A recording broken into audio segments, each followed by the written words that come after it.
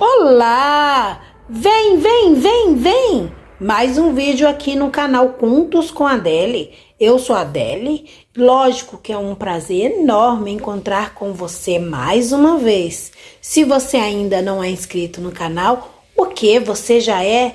Nossa, que bacana! Então, não esqueça de deixar o seu like, ativar o sininho das notificações, porque assim todo vídeo novo você vai ser o primeiro a receber. Pense que bacana!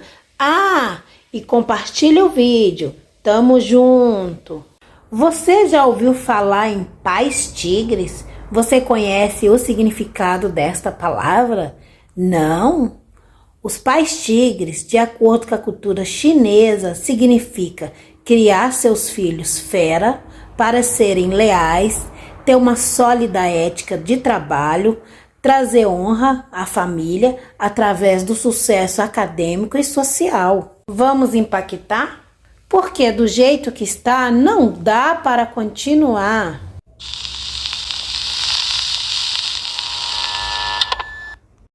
Jennifer Pan nasceu no dia 17 de junho de 1986, filha de Big Han e Hui Han. O casal era imigrante do Vietnã. Se mudaram para o Canadá para dar um bom futuro para seus filhos. Jennifer tinha um irmão mais novo. Ambos queriam que seus filhos trabalhassem duro para ter uma vida tranquila. Eles colocavam muita expectativa em cima dos filhos, então isso acabava gerando uma pressão muito grande em cima deles. Quando a Jennifer tinha 4 anos, os pais dela colocaram ela para fazer aula de piano. E ela se destacou muito. Ela tinha uma estante cheia de troféu. Logo após, os pais dela também colocou ela para fazer patinação artística. E a Jennifer queria muito competir em nível nacional. Até que ela acabou rompendo o ligamento do joelho e não pôde mais competir. Mas os pais dela continuaram pressionando para ela se destacar. Além da escola, ela fazia natação, patinação, praticava artes marcial, tocava piano e flauta. Então, no ensino fundamental, realmente, ela tinha notas boas. Ela era uma das melhores alunas da turma. Quando ela foi para o ensino médio, as notas dela caíram um pouco. Ela começou a ter uma média 7. Para os pais dela, essa nota não era suficiente. Então, a Jennifer começou a falsificar os boletins para fingir que ela só tirava nota A em tudo. Os pais dela levavam ela todos os dias na escola e buscavam. Eles tinham muitas regras. Exemplo, se ela quisesse ir em uma festa, em qualquer lugar, ela não podia. Qualquer lugar ou coisa que não fosse agregar intelectualmente na vida dela, eles cortavam. No 3º ano, ela conheceu o Daniel. Ele era um rapaz 1 ano mais velho do que ela. Eles começaram a namorar secretamente. Era o último ano da Jennifer na escola. Como ela reprovou em cálculo, ela não conseguiu a vaga na universidade. Então a universidade não aceitou ela. Ela não conseguiu nem ir para a universidade, nem se formar no último ano. Ela disse para os pais que ela ia começar na faculdade. Para seguir com a mentira, ela comprou vários livros usados de estudos. Quando ela saía de casa, os pais pensavam que ela estava indo para a universidade. Só que ela estava indo ou para a casa do seu namorado ou para a biblioteca pública. Ela continuou a mentira. Ela disse para os pais dela que ela tinha conseguido uma transferência para outra universidade em Toronto. Então ela sugeriu que os pais dela deixassem ela morar com uma amiga dela. Essa amiga dela morava no centro da cidade. Então ela sugeriu que os pais dela deixassem ela ficar lá 3 vezes por semana. A mãe dela acabou convencendo o pai dela, porque a mãe dela sabia que era um trajeto longo e cansativo. Porém, a Jennifer nunca morou com essa amiga. O que ela fazia?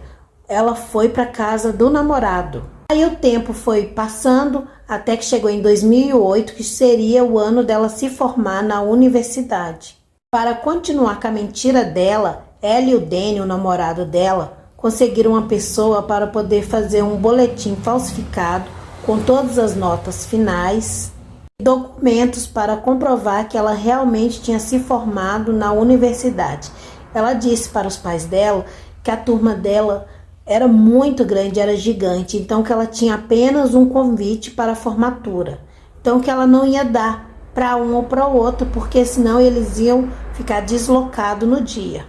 Depois ela mentiu para os pais que ela havia voluntariado para trabalhar em um laboratório. Ela disse para os pais que esse local exigia que ela fizesse alguns plantões no período da noite, nos finais de semana. Então foi nisso que os pais dela começaram a desconfiar dela. Começaram a desconfiar porque ela não tinha nenhum crachá, ela não tinha nenhum uniforme da empresa. O pai dela levou ela até esse local de trabalho, esse laboratório que era num hospital. Ele deixou ela lá, voltou. Então ele pediu para a mãe dela, a Bi, que fosse até o local para realmente ter certeza que ela trabalhava lá.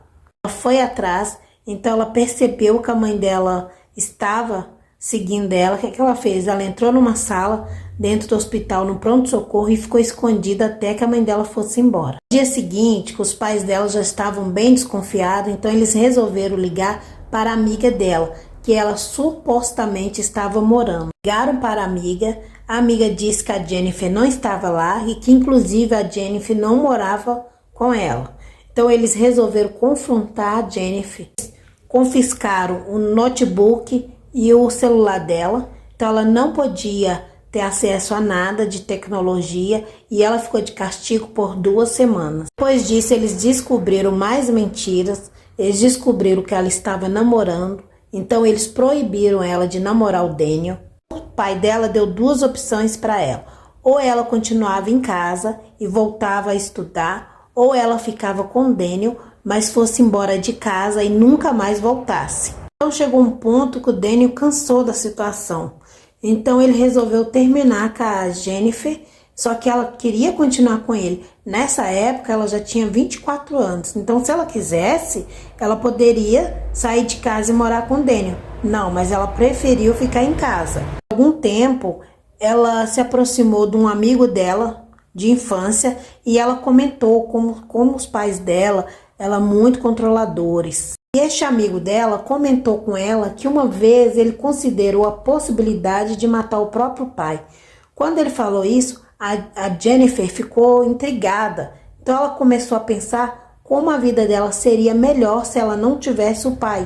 Porque a mãe dela, na verdade, era mais tranquila. Então a mãe dela tentava às vezes contornar a situação com o pai dela. Em junho, a Jennifer voltou a ficar com Daniel, que era o seu antigo namorado. E os dois começaram a bolar um plano para poder assassinar os pais dela. Que o objetivo deles era matar os pais dela e ela ia ficar com a herança. Era cerca de $500 mil e eles iam usar esse dinheiro para poder morar juntos. Então o Daniel comprou um outro aparelho celular para a Jennifer, que era um iPhone, um outro chip, porque aí os pais dela não iam saber que ela tinha esse aparelho. E através desse aparelho, a Jennifer ligou para um assassino de aluguel que era amigo do Daniel. Então este homem cobrava $20 mil para poder cometer esse crime. Mas como a Jennifer era amiga do Daniel, então ele ia fazer por $10 mil. Então ela usava esse celular especificamente para conversar com Daniel e com um assassino de aluguel. Os pais dela não sabiam da existência desse celular. No dia 8 de novembro, o assassino de aluguel, o Lenfer, disse para a Jennifer que aquele seria o dia que eles colocariam o plano em prática. Então o pai dela foi se deitar por volta de 8h30 da noite. O irmão dela não estava em casa porque ele morava em outro lugar, porque ele estava fazendo faculdade. Então estava somente ela, a mãe e o pai. Às 9h30 a mãe dela volta da aula de dança, coloca um pijama e vai assistir TV na sala. Às 9h35, um amigo de Lenford, o David, ligou para a Jennifer e eles ficaram mais ou menos 5 minutos conversando. Às 10h02, a Jennifer desceu do seu quarto, foi até a sala para dar boa noite para a mãe dela, destrancou a porta, retornou até o andar de cima, acendeu a luz e apagou. Este era o sinal. Pouco tempo depois, o Eric, o David e o Lenford entraram pela porta da frente da casa. Um deles apontou a arma para Bic, enquanto o outro subiu as escadas, foram até o quarto e apontou a arma para o pai da Jennifer. Eles levaram os dois para a parte de baixo da casa. Eles gritavam com os pais da Jennifer querendo dinheiro. Eles levaram eles até o porão. Depois eles pegaram a Jennifer e amarraram ela com um cadastro de tênis no corrimão da escada. Cobriram a cabeça deles com cobertores. Eles atiraram no pai da Jennifer 2 vezes, uma no ombro e uma no rosto. Depois eles atiraram na mãe da Jennifer 3 vezes, onde ela morreu instantaneamente. Depois eles fugiram pela porta da frente. Assim que eles fugiram, a Jennifer fez uma ligação para a emergência. Então tudo isso era parte do plano, só que uma coisa inesperada aconteceu. Mesmo depois do pai da Jennifer ter levado 2 tiros, ele ainda sobreviveu, ele estava bem consciente, então ele conseguiu ir se rastejando até pelo primeiro andar da casa. Então ele conseguiu sair para o lado de fora da casa, viu um vizinho, ele pediu ajuda para este vizinho e esse vizinho imediatamente ligou para a emergência. Um pouco tempo depois a emergência chega, o pai da Jennifer é levado imediatamente para o hospital e nisso a polícia também já tinha chegado até o local. Jennifer ela foi levada para a delegacia. Era mais ou menos umas 3 horas da manhã quando os policiais começaram a conversar com ela. Os policiais queriam saber da Jennifer o que tinha acontecido. Ela disse que alguns homens invadiram a casa dela, amarraram ela no corrimão da escada, pegaram os pais dela e levaram para o porão. Esta foi a versão que ela deu para a polícia. Então, 2 dias depois, eles chamam ela novamente porque eles acharam muito estranho. Por que os rapazes iam invadir a casa dela, ia atirar no pai e na mãe dela e não ia atirar nela? E como ela amarrada, ela ia conseguir ligar para a emergência. Os policiais queriam que ela demonstrasse como que ela conseguiu ligar para a emergência com a mão amarrada. Então ela demonstrou como que ela fez. Outra coisa que eles queriam entender, como que aqueles homens conseguiram entrar pela porta da frente. Por que que a porta da frente não estava trancada? Enquanto isso, o pai da Jennifer ele estava se recuperando no hospital. Então uma equipe foi direcionada para poder acompanhar os passos da Jennifer. No enterro da mãe dela, a equipe achou muito estranho, porque ela não demonstrava sentimento, ela não chorava, então eles acharam muito estranha a atitude dela. No momento que ela estava ligando para a emergência, o pai dela estava se arrastando até o vizinho para pedir ajuda. Então os policiais começaram a pensar, por que que o pai dela não foi desamarrar ela, socorrer ela para ver se estava tudo bem com ela? Depois de 3 dias de coma induzido, o pai da Jennifer acordou. Rapidamente a polícia foi conversar com ele e ele disse que se lembrava de tudo. Ela disse que em nenhum momento ela estava amarrada, que inclusive ele viu ela andando com os 3 rapazes. Ele viu ela cochichando com um deles. No dia 22 de novembro, ela foi chamada para o 3º interrogatório. Ela disse que, na verdade, ela havia contratado um assassino de aluguel, que ela nem sabia o nome dele, mas que era para tirar a vida dela. Deu alguma coisa errada quando os homens entraram na casa,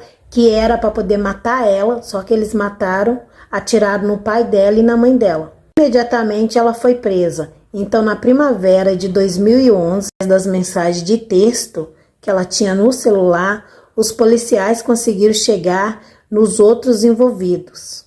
Os 5 foram acusados de assassinato em 1º grau e conspiração para cometer assassinato. Todos eles receberam sentença de prisão perpétua. O irmão da Jennifer se mudou para outro estado para não ter nenhum tipo de ligação com ela e nem com tudo o que aconteceu. O pai da Jennifer tentou vender a casa, mas ele não conseguiu vender a casa por ter acontecido um assassinato no local. Ele disse que no dia que ele perdeu sua esposa, ele também perdeu a sua filha. Esse caso ele levanta uma questão muito grande, aonde esses pais muito rigorosos colocam toda expectativa em cima dos filhos, que esperam muito dos filhos. Quero muito saber o que vocês acham disso, então me contem aqui nos comentários. Se vocês gostaram, não esqueça de deixar o seu like. É fácil, simples e rápido. E melhor ainda, é de graça, não custa nada. Porque afinal, compartilhar faz bem. Eu espero vocês no próximo vídeo. Tchau! Beijo!